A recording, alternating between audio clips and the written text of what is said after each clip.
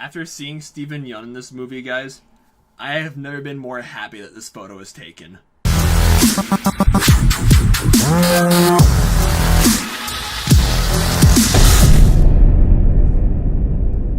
Sorry to bother, it's TVB, and I'm here today to review this film's been out for a few weeks now. I just got around to seeing it, finally.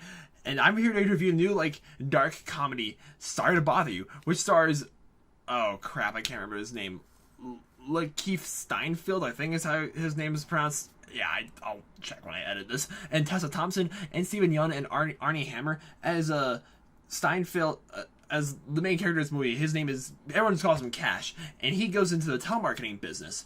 And it's just like, you might think that this movie's just a comedy about telemarketers, but guys, Sorry to Bother You is so much more than that. Okay, looking at this film's cast and just seeing how the critics have been raving at this movie, I was definitely looking forward to seeing Sorry to Bother You, because I heard all the buzz that it was getting, in a few weeks while it was selling its limited release. It didn't get its wide release until July 13th, but it wasn't playing in my area at the time. It wasn't up in Fort Collins, and still not up there, I think, but it was playing down here in Denver, and I finally got around to seeing this movie. And guys, I've never been so happy that I did. Sorry to Bother You has to be one of the best comedies I've seen in a long, long time. It's more than just a comedy. You see the main character, Cash. He gets wrapped up in this whole world of telemarketing, and he rises up, becomes more advanced in that field. Yeah, this film, I went to this movie just expecting a comedy about telemarketers, because telemarketers, they're trying to sympathize with one of the most hated professions in the history of mankind. Telemarketers, call your phone, it's just oh, sorry, it's just enough is enough, and you slam your phone down. I've done my fair share of that plenty of times. This film not only does a good job at making you sympathize with telemarketers, but it's so much more than that. I liked how the characters work well together. Cassius, even though he gets really rich and famous, you still kind of feel bad for him, because again, it's kind of spoiler territory, but the events that happen throughout this film are just oh wow, he's going there. It's oh, maybe material goods and money can't buy a happiness after all. He's missing something, and I sympathize with him. I sympathize for a lot of characters in this movie, even the villain played by Arnie Hammer. It's really hard for me to talk about this film without spoiling it, honestly, because the craziness that happens in the last act of the movie, I don't think it was in the trailer, and if it wasn't, I'm very happy that it wasn't, because I was jaws dropping, whoa, what is going on now?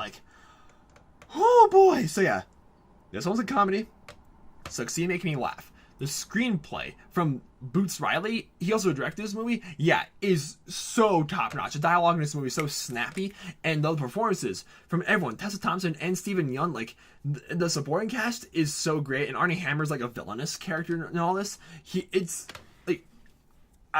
I'm lost in words, guys. Everyone worked so well together. I will say this though, because again, I can't really talk about the last chunk of the movie without spoiling it, but honestly, it kind of turns into a horror movie. I was freaked out, and my skin was crawling at a few scenes in this movie. Yeah, this is not just your typical comedy, guys. This is not this movie.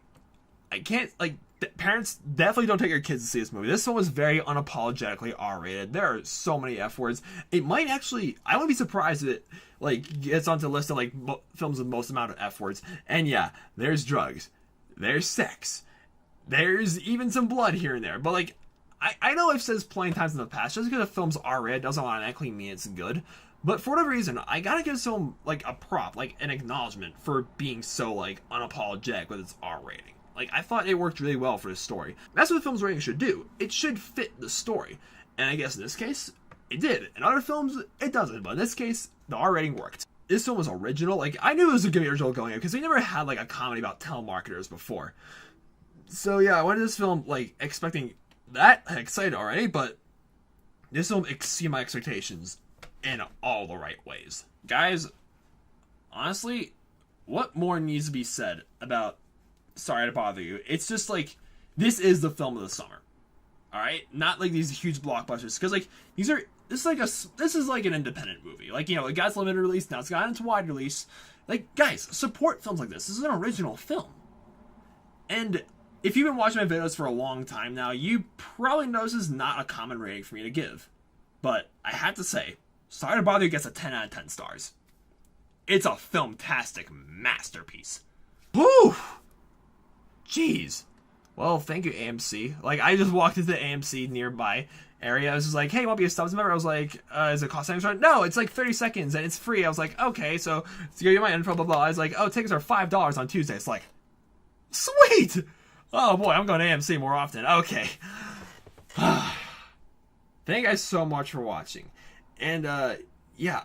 Just, have you guys seen Sorry to Bother You? Please, did you love this so as much as I did? Or are you think it's overrated? Or do you think it's okay? Like, please, guys, I need to hear your thoughts on this film.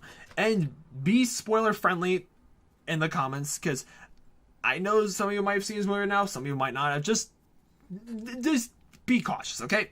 Alright, thanks a lot for watching, guys. Have a fantastic night. Enough is enough! I've had it with all these motherfucking telemarketers on